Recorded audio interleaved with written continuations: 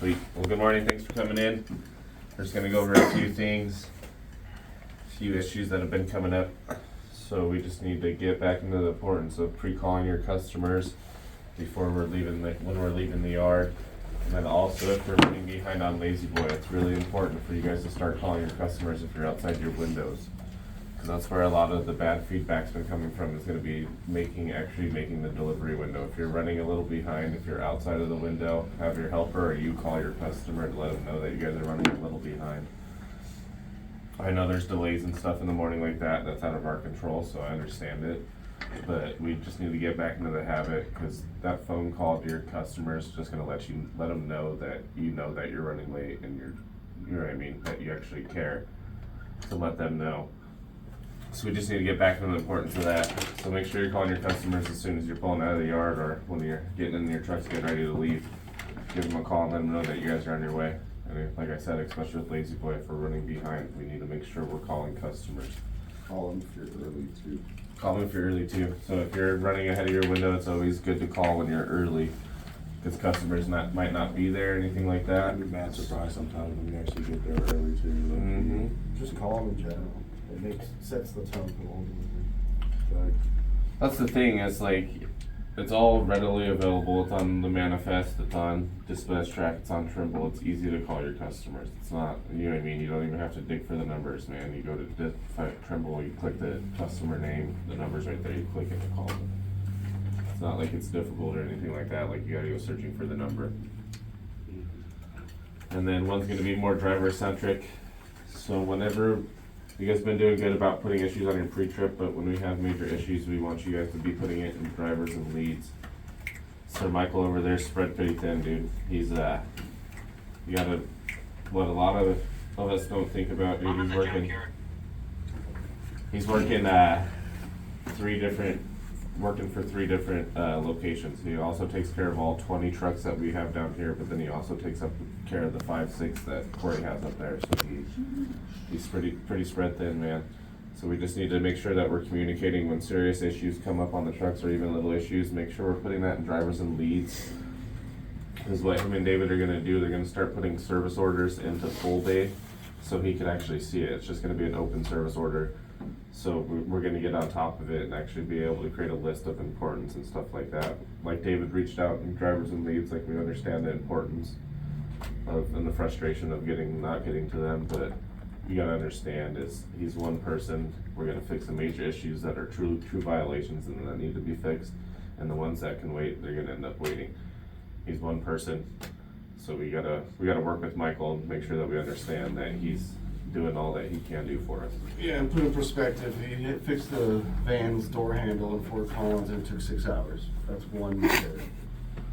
So it's just, It piles up. Then the forklift breaks down. it piles up, man, and like yesterday, dude, fucking Dennis sent Wilson on a trailer that he's been working on apparently.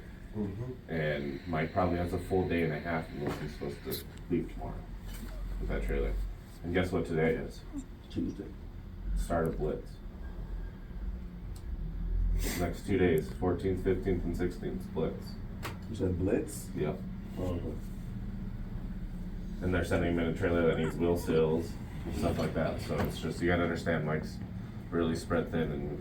And if there's stuff that you guys think you can do, just FaceTime fucking, or video call somebody. Fucking, if it's simple, just fucking do it.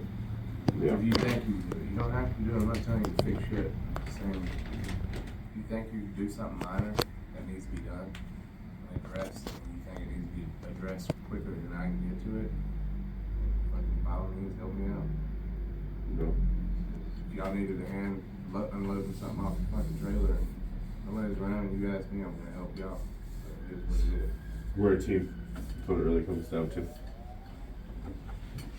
And then our third one we're gonna go over, it's gonna be a topic for me and Sam. So when we're doing all commercial deliveries, we need to make sure that site contact is initialing every product that they're checking off.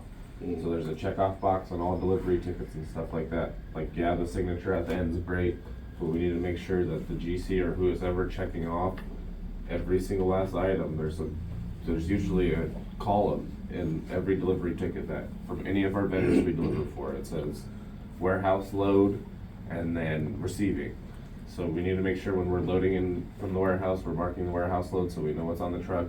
And then we also need to make sure when we're delivering that, the GC on site is initialing every single last column that they're checking off. It's just the importance, it makes Sam's life a lot easier.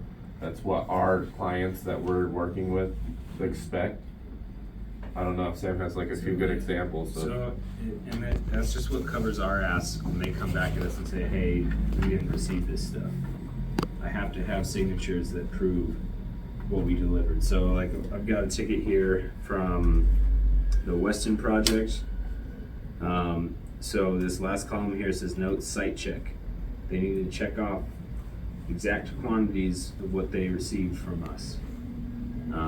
There's similar, like every delivery ticket should have a column that will be on the far right side of the page that says either job received, site received, whatever that is. Their representative needs to check that off. Even if it's a check mark, initial, anything like that, whatever Yeah. works, man. We just Like they need don't have to. They don't have to write a quantity. There's any notation on that column is enough for us to go back and say, hey, you signed for that quantity of pieces. So I know that on a lot of those sites they have a big crew of guys loading stuff off, and there's not really anyone in charge, so they're gonna check it off. If that's the case. I know it's a bit of an ask for drivers since these are kind of no-touch deliveries. But if you can be at the back of the truck and check off the items as they're coming off.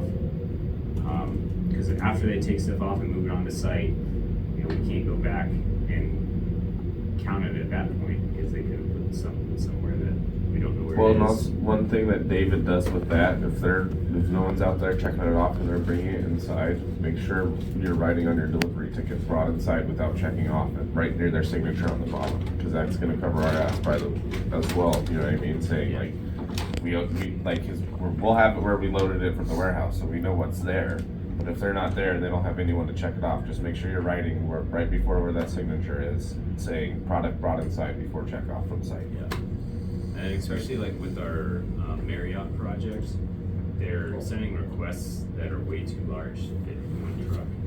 So we end up sending 2 full tractor trailers on a split delivery. And so that stuff needs to be really detailed on what was delivered each day. Because that's a situation where stuff is definitely gonna get misplaced. They're gonna come back on us and say, hey, you didn't deliver this stuff. That becomes a claim on our end if we don't have proof of a signature. So it's just something that we need to get in the, we have a lot of projects coming up. I know a lot of you CDL guys are probably sick of driving up the mountains already, but it's just, we're just getting started on it. So just something to keep in mind. Any other input, any questions? Yeah, do you guys have see any issues that, from the site side, like why that's not getting done? Any complications to that process? I think it would just be like having the right contact info, because a lot of the times if we go out to these hotels or somewhere, like we're calling somebody that's not even in Colorado. Right. And then they say, let me give you this guy, and then you get some random dude that's backing you in. Maybe just having more of a justified contact, somebody that when we make our calls for the next day knows, hey, this truck's gonna be out there, has a big teddy bear on it. You're gonna see it, it's coming between 9 and 10, and we need people there, because that's, I think, what gets our drivers to where they just wanna sit in the truck and not check anything off, because they've sat in the same parking spot for 45 minutes waiting for some dude to say, come this way, and then half the people that you work with, you don't even know who they are, so. We can work on getting like GC contacts and stuff like that for all the job sites. That shouldn't be difficult to do, honestly.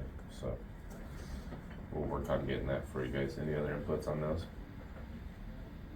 No? Thanks, guys. Oh, brake hoses. Everybody else did a part of your inspection. So, were you driving that truck down there? Huh? Did you drive 8F6 down Yeah. there? Okay. Were you losing air?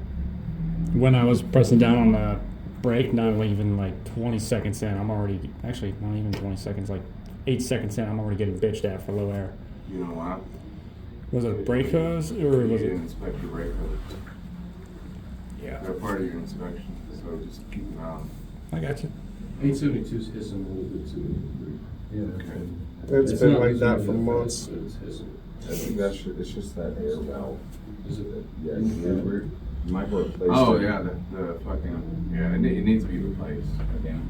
No, I've never replaced that. That one needs to be replaced. It's just hissing.